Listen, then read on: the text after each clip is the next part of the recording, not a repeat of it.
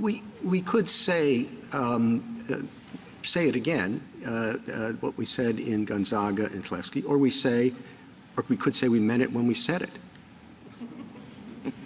Yes, although I don't think it's right to think that the courts of appeals aren't getting the message. I think they're getting the message. And let me just give you a few examples. First of all, you have Judge Wilkinson's opinion for the Fourth Circuit here, and he says many times, I understand that Gonzaga provides the test. I understand that it has to be unambiguous language. I understand that we cannot find individual rights in these statutes willy-nilly. We need to be absolutely sure about it. But all three of the judges on this panel, including the concurring Judge Richardson, found that this statute unambiguously confers individual rights, that it is guaranteeing an individual the right to their provider of choice. And then if you look at, other cases, as I said, there haven't been a lot of cases where people have litigated provisions, other state plan requirements.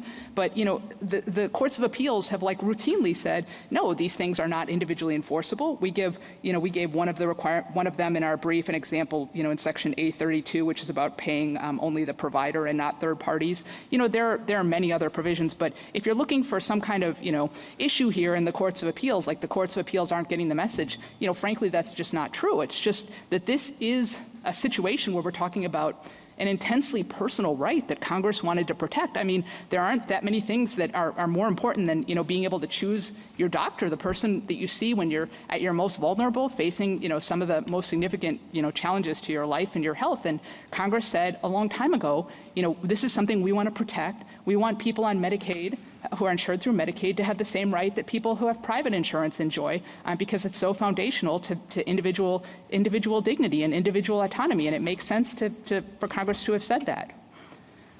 I guess a couple other things that have been discussed that I just wanted to make sure that we address.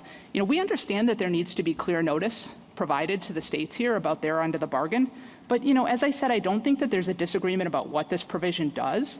I think everyone agrees that it's, you have the right to any qualified and willing provider.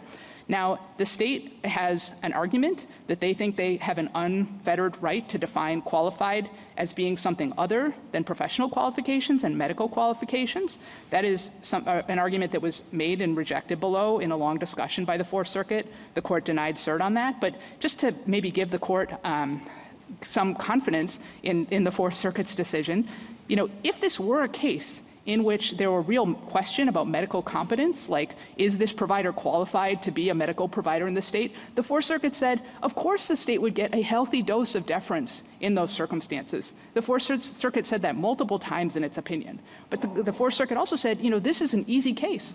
There has never been an argument through the long history of this litigation that Planned Parenthood is unqualified, medically, professionally unqualified. It is only that there is something that Planned Parenthood is doing outside of Medicaid that the state wants to disqualify it from the program. And so if it were a real case about qualifications, it's something where the state would get deference, but it's absolutely wrong under the scheme here to say that the state can just deem any requirement it wants, that a provider's unqualified. Too many people who work at the provider have blue eyes, or they support green energy, or whatever else.